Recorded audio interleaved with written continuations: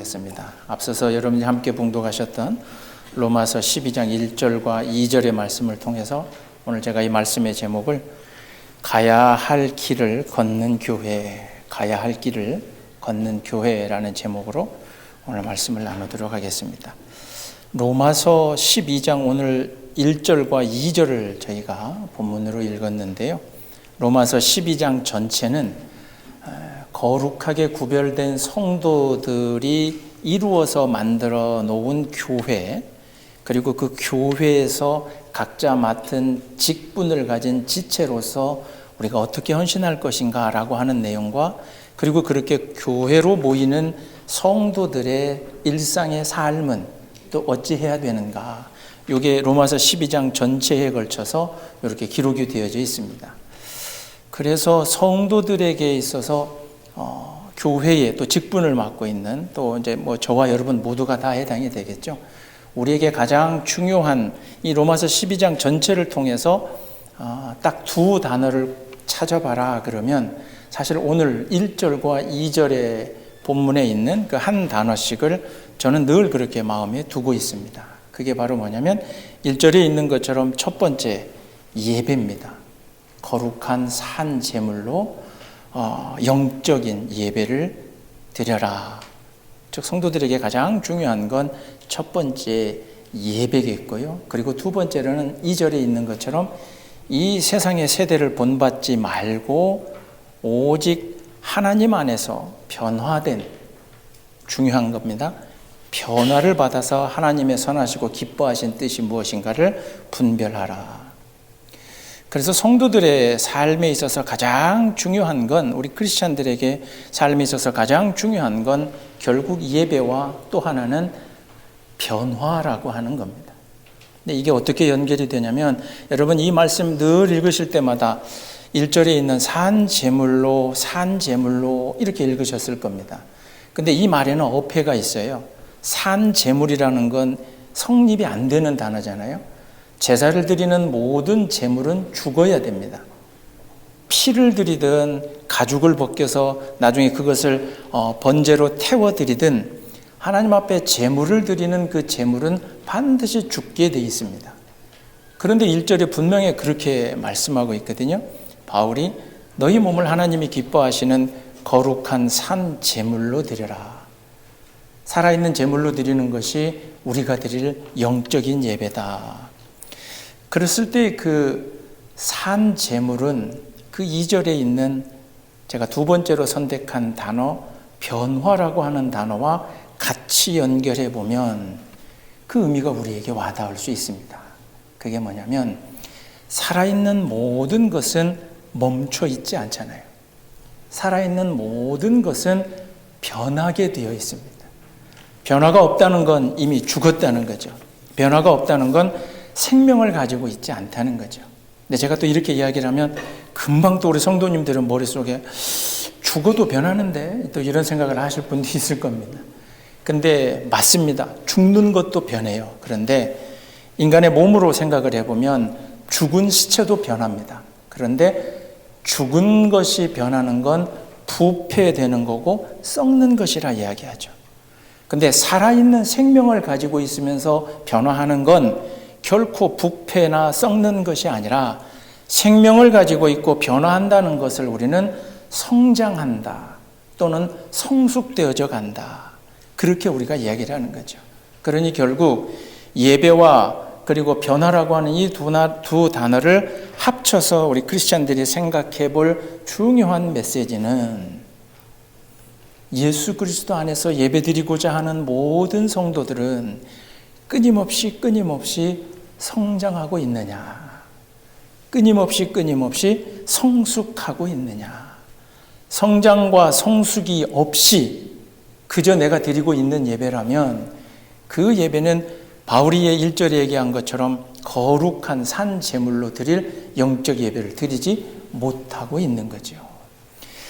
근데 세상 사람들은 이 인간의 변화에 대해서 그렇게 이야기를 하죠. 고린도후서 4장 16절에 바울이 또 이야기하는 것처럼 세상 사람들은 인간의 육체가 변화되는 것을 늙어간다 이야기하지만, 그런데 고린도후서 4장 16절에서 바울이 그렇게 이야기하잖아요. 우리의 겉은 육체는 낡아져 가나 그러나 우리 안에 있는 이 속사람은 매번 어찌 된다 그래요? 속사람은 모르시면 주보를 옆에 보시면 제가 다 적어 드렸잖아요. 옆에 보면 금주 설교 중 첫 번째 얼른 보세요. 겉사람은 날로 낡아지나 속사람은 어찌 된다 그래요? 예, 그거 하라고 주보 이렇게 적어 드린 건데 하나님 창조주 하나님을 믿고 고백하는 우리나 믿지 않는 사람들이나 똑같이 몸은 다 늙어져 가죠. 낡아져 가죠. 근데 앞서 말씀드린 것처럼 우리의 예배가 멈추지 않고 산 제물로 예배 드린다는 건 우리 안에서 속사람이 우리의 영이 우리의 영혼이 하나님 앞에 예배 드리고자 하는 우리의 영혼이 멈춰 있지 않고 늘 그렇게 계속해서 새로워지고 날마다 성숙해져 가는 것. 그것이 우리에게 예배드리는 우리 성도들에게는 가장 중요한 것이다. 만약에 그렇지 않고 세상 사람들이 늙는다라고 하는 것과 똑같은 내 삶을 사는 사람들은 로마서 8장 13절에 있는 것처럼 육신대로 살면 반드시 죽을 수밖에 없다. 육신의 끝은 죽음이잖아요. 그러나 그 몸의 행실, 내 몸을 벗어나서 내 안에서 거룩해져야 될 매번 변화하고 성장하고 성숙해야 될 그 영을 붙잡고 하나님 앞에 매달리는 사람은 반드시 살리라라고 하는 거죠. 저는 그렇게 고백합니다. 우리를 창조해 주신 하나님과 그 아들로 이 땅에 오신 예수 그리스도를 믿고 진실로 신앙 고백하고 그리고 그에게 매달리는 성도들은 그 자리에 있지 않습니다. 그 믿음의 출발 장소에서 머물러 있지 않습니다. 어떠한 모습이 되든지 간에 하나님은 또 예수 그리스도의 말씀은 그를 그 자리에 원래 있던 자리로 결코 다시 돌려보내지 않는 것이 우리의 믿음이요 우리의 신앙의 고백이라 저는 그렇게 믿습니다.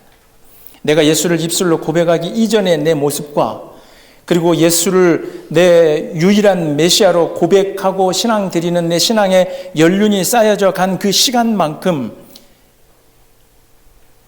시간이 흘러 내 육체가 변하는 것뿐 아니라 내 영혼이 내가 예배 드리는 그 횟수만큼 내가 기도하던 그 횟수만큼 내 영혼이 성장하고 성숙하지 못했다면 우리는 계속 그 자리에 있게 되는 겁니다. 그러나 예수님은 그걸 원하지 않으세요. 성경에 보면 그렇게 예수를 만났지만 다시 자기로 돌아갔던 자기 자리로 돌아갔던 대표적인 이야기가 베드로의 이야기죠. 베드로를 처음 예수님이 만났었을 때 베드로는 고기를 잡고 있었죠. 어부였죠. 그래서 베드로에게 예수가 그렇게 이야기합니다. 네가 지금까지는 물고기 잡는 어부였지만 이후로는 내가 너를 뭐를 낚는 어부로 삼겠다 그랬죠? 사람을 낚는 어부로 삼겠다. 그 이야기를 해서 물고기 잡던 베드로가 3년 가까이 예수를 따라다닙니다. 잘 아시는 것처럼 근데 예수가 십자가에 달려 돌아가셨고 3일 만에 부활하셨다는 소식이 들려오고 있는데 요한복음 21장에 보면 베드로가 3절에 그렇게 얘기합니다. 나는 물고기 잡으러 돌아가야 되겠다. 예수를 메시아로 고백하고 당신이 유일한 나의 구세주입니다라고 그 누구보다도 가장 앞서서 외쳤던 베드로는 그리고 심지어 지금 요한복음 21장 그 상황에서는 부활하신 예수님이 한두 사람에게 나타나기 시작했고 소문도 들려오기 시작했는데 베드로의 마음속에는 아유 귀신이겠지 잘못 봤겠지 아마 그랬던 것 같아요. 그렇지 않고는 다시 고기 잡으러 돌아간다고 말을 할 수가 없었겠죠. 그런데 요한복음 21장 3절에 베드로가 그렇게 이야기합니다. 나는 물고기 잡으러 돌아가야 되겠다. 그가 돌아가서 물고기를 단 한 마리도 잡지 못했고 예수님은 그 자리에 가셔서 그 베드로를 다시 만나서 다시 예수님이 원하는 곳에 그물을 던져 153마리라고 하는 물고기를 잡았고 그 이후로 베드로는 결코 다시 물고기 잡는 업으로 돌아가지 않았습니다. 그것이 성장이죠. 그것이 성숙입니다. 원래 예수를 고백하기 이전의 자리로 자꾸 내가 돌아가는 것 그리고 믿어왔는데 나의 신앙의 고백과 나의 삶과 그 어떤 것도 내 안에서 뭔가 성장하고 성숙해져 가는 것이 없는 것, 우리는 그것을 두려워해야 됩니다. 창세기에 보면 그렇게 자꾸 원래 있던 자리를 돌아보다가 소금 기둥이 된 여인이 있잖아요.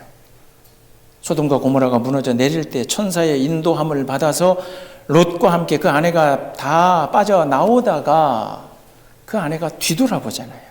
원래 있던 자리를 보잖아요. 내가 두고 왔던 재물을 보잖아요. 내가 소돔과 고모, 소돔에서 누리던 나의 그 즐거운 시간들을 돌아보잖아요. 그 순간 그 여인이 소금 기둥으로 변해버렸다. 그리고 또 시간이 흘러서 출애굽기에 보면 애굽에서 나와서 광야에서 그 많은 시간 동안 하나님이 만나와 메추라기로 먹여주셨지만 매번 순간순간마다 어려움이 있을 때마다 백성들은 모세에게 그렇게 원망하죠. 차라리 그냥 애굽에 있었으면, 즉 내 출발하지 않았으면, 내가 원래 그 자리에 있었으면 내가 이 고생을 안 할 텐데, 이 고통을 안 당할 텐데. 원래의 자리를 바라보던, 그리고 후회하던 그들이 만들어내는 게 광야에서 만들어낸 금송아지 우상인 것이죠. 하나님을 알게 되고 우리 이제 예수 그리스도 시대 이후에 우리는 예수 그리스도를 메시아로 고백하고 난 우리는 단 한 명의 영혼도 결코 예수를 메시아로 고백하기 이전에 여러분의 육체든 여러분의 영혼이든 여러분의 삶의 형편이든 그 어떠한 것도 다시 그 자리로 돌아가지 않는 은혜가 있기를 주님의 이름으로 축원합니다. 그래서 바울이 예배소서 4장 22절에 그렇게 이야기하잖아요. 여러분들이 늘 암기하시고 또 아시는 말씀, 혹시 못 외우시면 거기 주보 4번째를 보시면 예배소서 4장 22절부터 24절 같이 한번 읽어보실까요? 시작.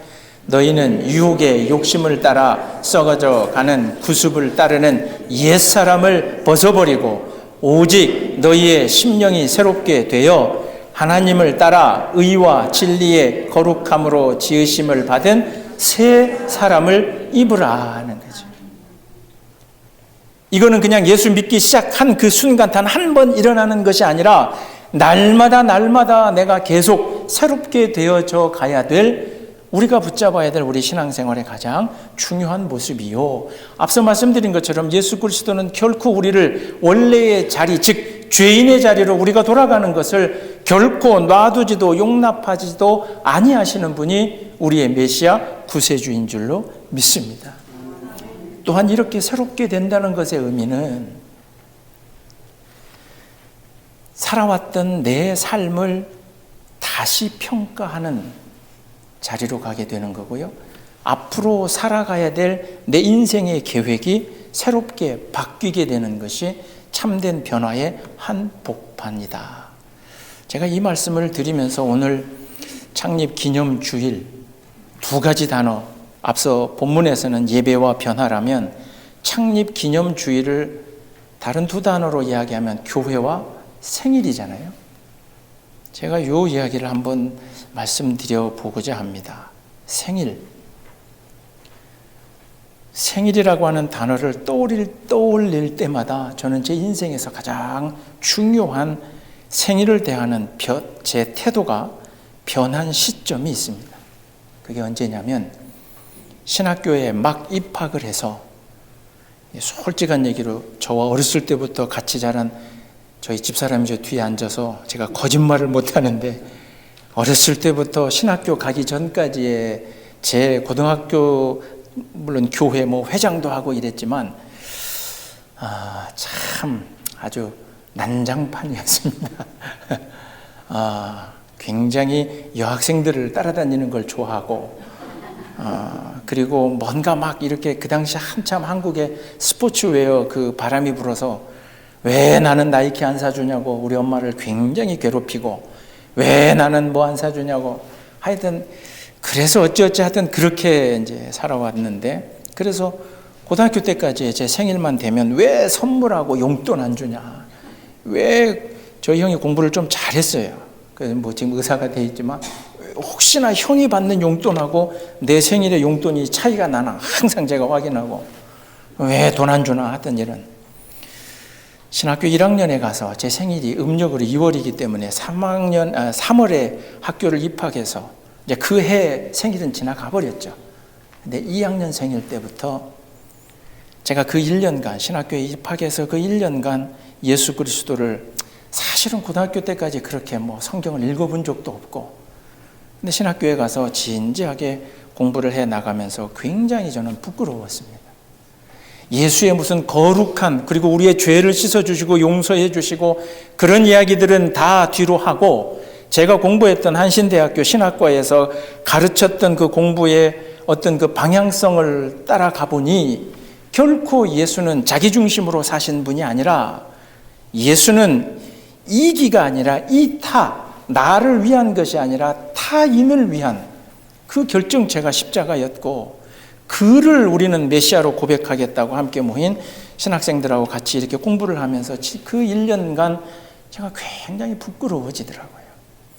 다른 친구들은 이미 성경을 다 알고 있어서 예수에 대해서 또 다른 해석을 할지 모르지만 저는 아는 게 없어서 그게 부끄럽더라고요.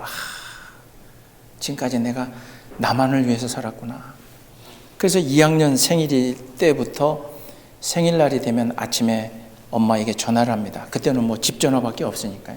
제 생일날 아침에 일찍 엄마한테 전화를 해서 아이고 낳느라 고생했어. 이게 또 무뚝뚝하게 낳느라 고생했어. 하여튼 미역국이나 잡숴 하고 전화를 끊고, 그 새벽에 기숙사와 학교를 빠져나와서 제 한신대학교가 수원과 오산 사이에 있었는데 제가 버스를 타고 아침에 일찍 수업 다 빼먹고 수원에 갑니다. 수원역 앞에 가면 제가 잘 가던, 지금 없어졌는지 모르겠지만 88 만화방이 있습니다. 그 만화방에 가서 제가 하루 종일 밤까지 라면 시켜서 끓여 먹어가면서 하루 종일 제 생일 동안 만화방에서 제가, 그래서 이연세함의 허영만, 오일용 이런 분들의 만화를 제가 아주 섭렵을 했는데요. 한 기숙사 문 닫기 직전쯤 시간쯤 돼서 만화방을 뒤로 하고 제가 혼자 조용히 기숙사에 들어가서 그냥 하루를 그렇게 마감합니다. 그게 어떤 거였냐면, 생일 축하한다고 막 오늘 네 생일이라고 이렇게 저를 막 위해주고 또 이렇게 해주는 그런 게 그렇게 그때부터 제가 굉장히 싫어지더라고요. 오히려 지난 19년을 내가 그렇게 살아왔는데 나는 작년에 비해서 올해 내 생일에 나는 얼만큼 예수를 통해서 내가 변화가 되고 내가 얼만큼 그러면 성숙을 했는가. 이제 신학생 1학년을 넘어 2학년이 됐는데, 그리고 지금까지 이건 가정사이기도 하지만 그 불편한 몸을 가지고도 지금까지 이 자식들을 키워온 그 엄마에 대해서 나는 얼마나 또 내가 그 생각을 해왔는가. 그런데 내가 마치 친구들과 함께 모여서 나 생일이니까 막 생일 잔치 해주고 불러주는 게 이게 제가 좀 문제이기도 할지 모르겠지만 그런 게 굉장히 싫더라고요. 근데 이게 결혼 막 하면서 저희 집사람하고 부부싸움의 원인이 되더라고요. 저 집은 딸만 넷 있는 집이라 이벤트 가족이에요. 생일 되면 처제 4명이 모여요. 그래서 막 결혼한 그 다음에 제 생일이 됐는데 제 생일 때문에 그 아버님 어머님도 올라오신다 어쩐다 그러는데 내가 너무 싫더라고요. 그걸로 저희 집사람하고 한판 아주 싸움을 하고. 그런데 이제 지금까지도 제가 그렇게 생각을 합니다. 내 생일이면 좀 다른 사람이 모르면 좋겠다. 양우리 교회 와서도 제가 올 초에도 그랬지만 목사 생일이라고 막 좀 안 했으면 좋겠다. 이게 괜히 그냥 겸손하게 아유 그런 거 하지 마세요가 아니라 정말 제가 제 생일을 누군가 이렇게 챙겨주고 막 하는 것 자체가 제가 굉장히 싫더라고요. 오히려 그 생일이 되면 당신의 살을 찢어가면서 이 세상의 생명을 나를 낳아주신 그 엄마에 대해서, 그 부모에 대해서 그 부모가 원하는 만큼 내가 성숙하고 성장했는가. 그래서 저는 그 생일이 되면 가장 제 생일이기 때문에 제 삶이 떠오르는 게 아니라 저희 그 엄마가 떠오르더라고요. 그 외의 생일에서 생일의 이야기를 제가 그렇게 하면 앞에 있는 교회의 이야기는 또 이렇게 해볼게요. 4세기, 5세기에 여러분들 잘 아시는 기독교 영성가인 성 어거스틴이 충격적인 이야기를 합니다. 뭐라고 얘기하냐면 교회는 창녀다. 교회는 몸 파는 여인이다. 제가 신학교 1학년 때 이 문장을 놓고 충격을 받았어요. 그런데 더 충격받은 건 그 다음 문장이죠. 성 어거스틴이 교회는 창녀다. 교회는 몸을 파는 여인이다. 그러나 그 여인이 나의 어머니다. 이 두 번째 문장에서 우리는 앞에서 깜짝 놀란 교회가 창녀다. 교회가 몸을 파는 여인이다. 교회가 그렇게 거룩하지 무슨 소리야? 그러나 그 뒷부분을 보니 그러나 그 여인이 나의 어머니다. 어머니가 몸을 팔았다라고 하는 건 가정과 자식을 위해서 만약에 팔았다 하더라도 가정과 자식을 위해서 그 일을 하셨겠죠. 죄인들이 모인 교회는 늘 죄가 버글버글할 수 있습니다. 다툼이 있을 수 있고 싸움이 있을 수 있고 아픔이 있을 수 있고 교회가 언제나 늘 홀리하지 않잖아요. 거룩하지 않잖아요. 예배드리는 오늘 이 순간에 예배드리는 우리의 모습처럼 교회가 그렇게 늘 평안하고 아름답고 홀리하지 않잖아요. 저놈의 교회 때문에 내가 죽겠네 살겠네 우리 가끔 그러잖아요. 사실 이 어거스틴이 젊은 시절에 굉장히 방탕한 삶을 살았어요. 청년 시절에 저는 빗대지도 못할 만큼 자기 하고 싶은 특히 육체의 쾌락을 즐기기 위해서 온갖 짓을 다 한 사람이 어거스틴이에요. 그러나 그 후반에 그가 자신의 죄를 고백하는 고백록이라고 하는 책을 기록하듯이 그러나 예수를 만나고 철저하게 엎드려 자신의 모든 죄를 회개한 사람이 어거스틴인데 그가 그렇게 얘기한 거죠. 교회는 창녀다. 그러나 그가 나의 어머니다. 이 이야기를 들으면서 우리는 오늘 이 17주년 맞은 우리의 교회를 한번 돌이켜봐야 될 줄로 믿습니다. 나를 낳기 위해서 어찌됐든 이 양우리 교회 안에서 이 17년간 배성환 목사님과 더불어서 여러분들이 말씀을 배우기도 하고 여러분이 그 말씀으로 성숙하기도 하고 때로는 아픔이 있기도 하고 때로는 갈등이 있었기도 하고 때로는 여러 가지 일들이 있어서 그래서 뒤돌아보면서 이 양우리 교회를 원망하고도 싶고 비판하고도 싶고 비난하고도 싶고 내가 이쪽에 발을 들여놓나 봐라라고 혹시 그런 이야기 하셨을지도 모르지만 오늘의 여러분을 있게 한 곳이 바로 이 양우리 교회임을 고백하는 여러분이 되시기를 주님의 이름으로 축원합니다. 세상 사람들은 창녀라고 교회를 욕할지라도 오히려 우리는 그게 나의 어머니다라고 부둥켜 안아야 되는 것이 우리 크리스찬과 교회의 관계인 줄로 믿습니다.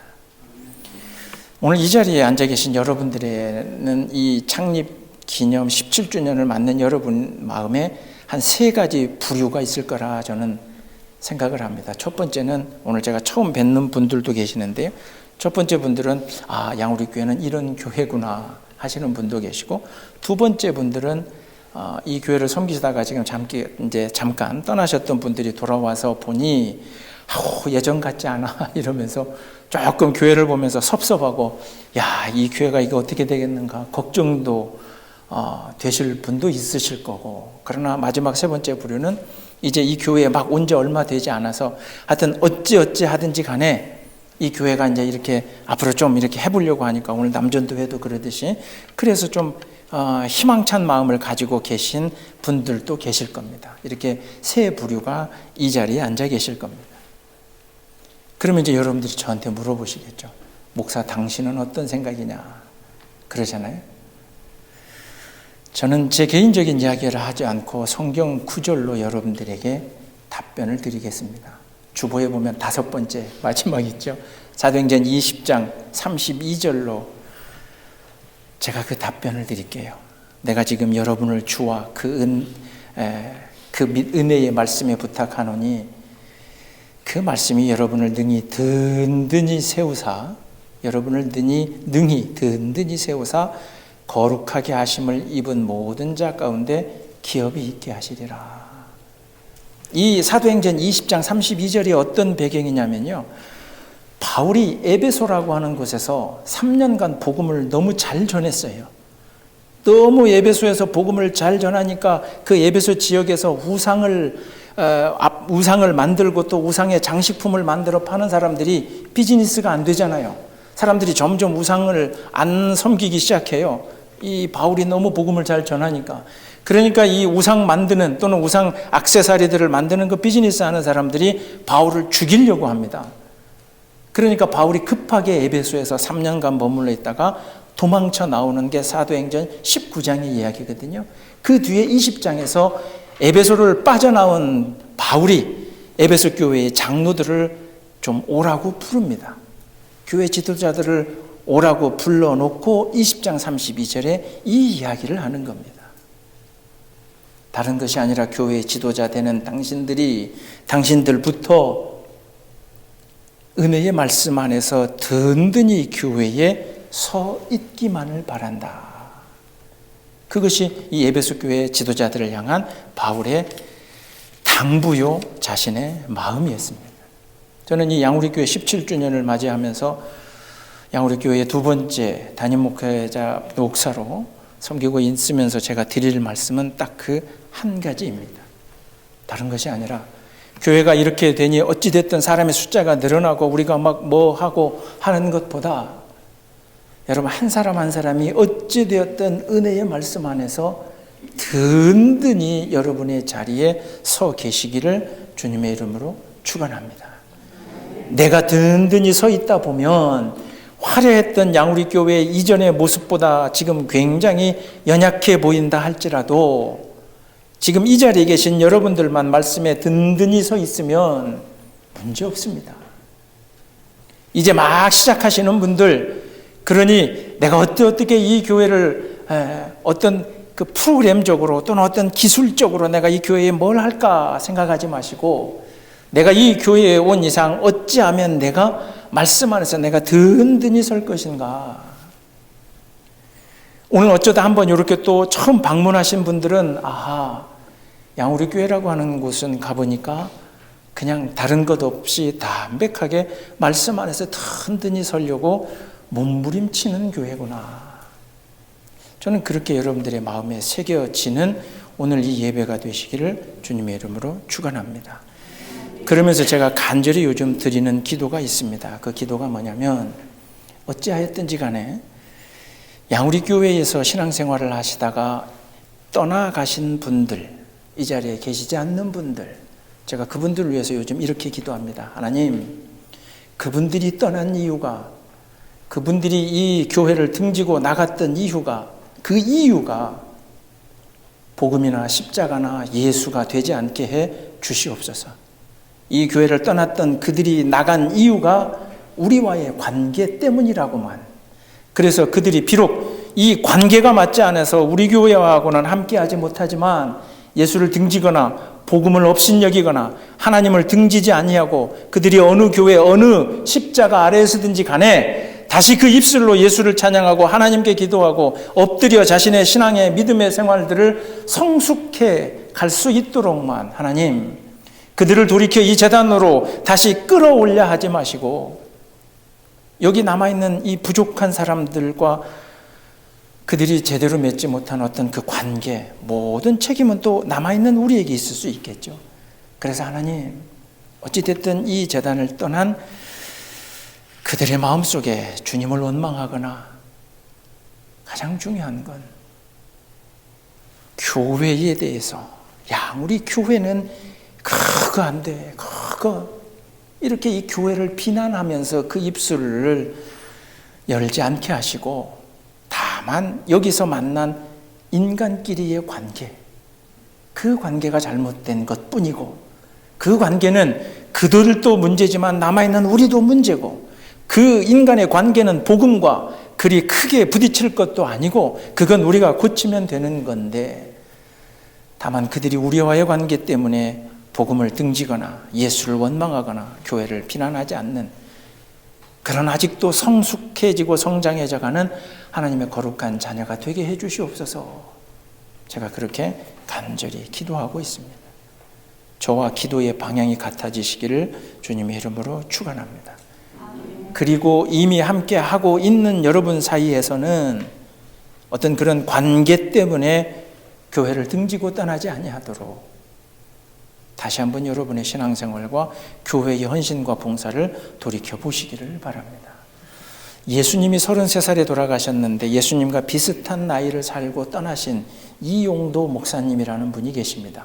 1901년에 태어나서 1933년에 돌아가셨으니 약 32살에 1901년부터 1933년 32살에 너무도 아까운 청춘을 살고 떠나셨던 이용도 목사님은 당시 조선 교회의 영적인 회복을 위해서 헌신하셨던 감리교단의 부흥사입니다. 이 이용도 목사님이 그런 말씀을 하셨습니다. 그 당시 아마 그러니까 이분이 32년에 돌아가셨으니까 약 한 20년대 후반 30년 초반 조선 교회를 보면서 이렇게 말씀하십니다. 교회는 있는데 예수가 없고 설교는 있는데 복음이 없고 찬양대는 있는데 하나님이 없다. 그러면서 탄식하셨습니다. 그런데 역사를 좀 아시는 분들은 고개를 갸우뚱할 수 있습니다. 왜냐하면 조선이 1907년에 평양 대부흥을 통해서 조선 땅에 복음의 그 불길이 활활 타오른 때가 1907년부터입니다. 그러니 그때로부터 시작된 조선 교회가 얼마나 늘어나고 얼마나 성장을 했겠습니까? 그러니 이 이용도 목사님이 한참 활동하시던 1920년대 후반이나 30년 초반은 조선 땅에 그게 이북이든 이남이든 갈라지기 전이니까요. 모든 이 조선 반도에 교회들이 막 세워져 가고 교회들이 부흥의 불길이 일어나던 그 시점이에요. 그런데 이용도 목사가 그렇게 이야기합니다.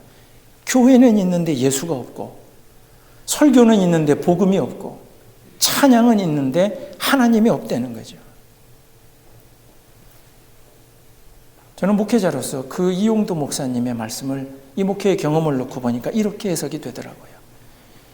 교회는 있는데 예수가 없다는 건 교회는 있는데 그 교회 안에 예수의 사랑이 없다는 거죠.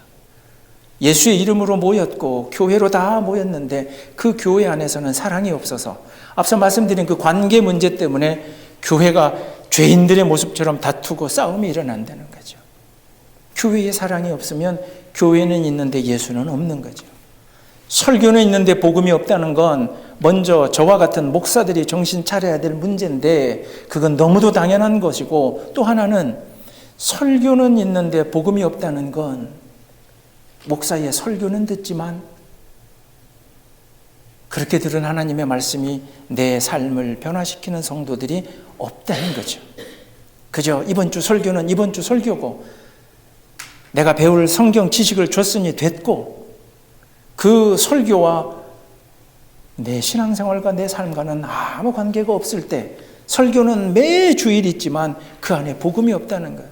단순히 목사들이 설교 시간에 십자가를 얘기 안 해서 복음이 없을 수도 있는데 그것이 아니라 그 설교를 내 가슴을 찢으며 내 안으로 받아들이지 아니하는 성도들이 있기 때문에 설교는 있는데 복음이 없다는 것이고, 찬양대는 있는데 하나님이 없다는 건 찬양으로 하나님 앞에 영광을 돌려야 되는데 하나님 앞에 영광을 돌릴 찬양을 준비하는 그 찬양대의 모습이 하나님이 없이 자기 만족으로 한다는 거죠.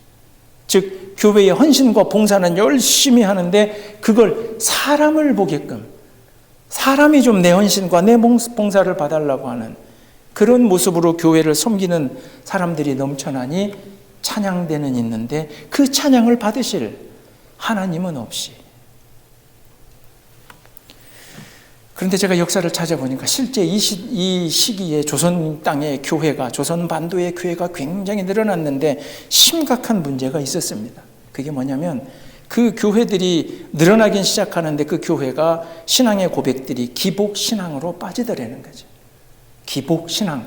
그냥 복 주세요. 엎드려 복을 빌고. 그런데 그건 이미 조선 사람들은 예수 그리스도를 안 믿어도 아주 오랜 옛날부터 자식의 문제를 놓고 물 한 그릇을 떠다 놓고 장독대 쪽에서 엎드려서 빌던, 기도하던, 손을 비벼가면서 빌던, 그러니까 복을 바라고 빌던 조선시대 모든 사람들이 가지고 있던 그 마음 그대로가 교회로 옮겨와서 예수 믿으면 복 받아. 근데 그 복이 우리의 영생의 구원인 줄 모르고 마치 사람들이 함께 모여서 예수 믿으니 양반 상놈 없어지던 그 시대를 경험하면서 예수 믿으니 뭔가 우리가 잘 먹고 잘 살게 된다. 아마도 그렇게 영적으로 성숙해지지 않는 그 교회의 모습을 보면서 이용도 목사님은 교회는 있는데 예수가 없고, 설교는 있는데 복음이 없고, 찬양대는 있는데 하나님이 없구나.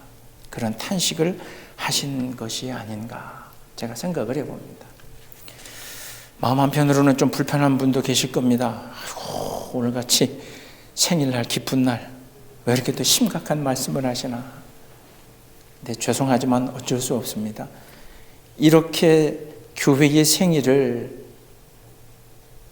마치 막 예수를 배우기 시작하면서 제 육신의 어머님께 제가 생일을 맞이하는 제 모습을 통해서 날마다 매년마다 제가 스스로 이렇게 성숙해지기를 몸부림쳤던 것처럼, 이 양우리 교회뿐만 아니라 어느 교회 창립 그 기념주일 예배에 여러분들이 가시더라도, 또 그 교회를 위해서 기도하시더라도 항상 이제는 그렇게 기도해 주시기를 바랍니다. 그 교회가 생일을 맞아서 기쁘고 감사하고 영광스러운데, 그러나 그 교회가 그 자리에 그 안에 있는 성도들이 그냥 그 자신의 자리에 영적으로 계속 머물러 있지 않게 해 주시옵소서. 그렇게 기도하시는 은혜가 있기를 주님의 이름으로 축원합니다.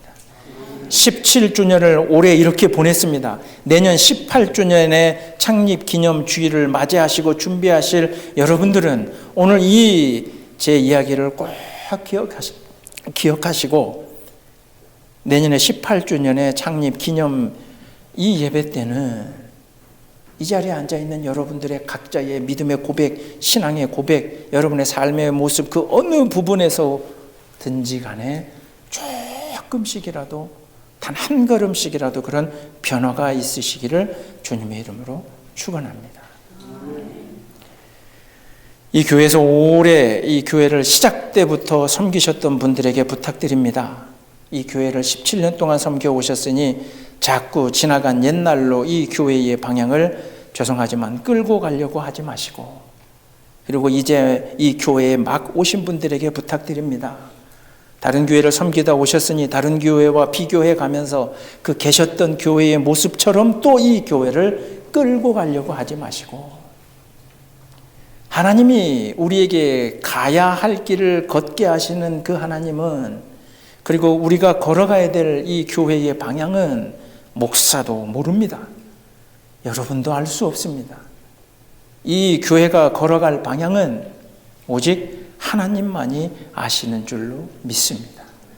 그 방향은 그러나 실패와 패배와 좌절과 다시 죄로 돌아가는 방향이 아니라, 하나님께 온전히 우리가 이 교회의 앞으로의 그 모든 일정을 맡겨 놓는다면, 그리고 여러분 한 사람 한 사람이 말씀 안에서, 은혜의 말씀 안에 믿음으로 든든하게 서 계시면서 교회의 흐름과 변화와 그 모든 것들이 왜 옛날처럼 되지 않을까, 아니 왜 다른 교회처럼 우리가 안 될까, 이게 아니라 주님이 때로는 눈물로 때로는 아픔으로 어찌하든 이 교회를 끌고 가시는 그 길을, 양우리 교회는 그게 가야 할 길로 여러분들 고백하시기를 바랍니다.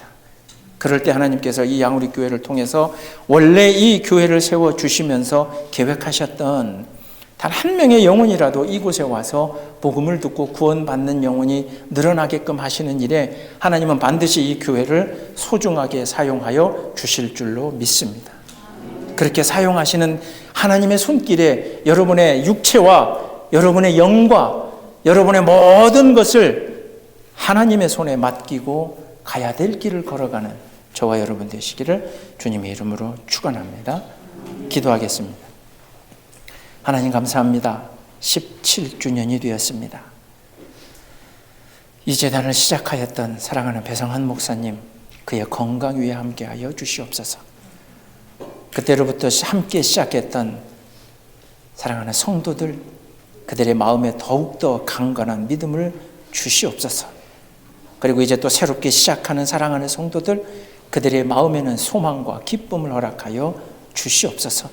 어찌하였든지 하나 되어 하나님이 인도하시는, 그리고 이 교회가 반드시 가야 할 길을 걸어가는 양우리 교회가 되게 하여 주실 줄 믿으며 이 모든 말씀 예수님 이름으로 기도드리옵나이다.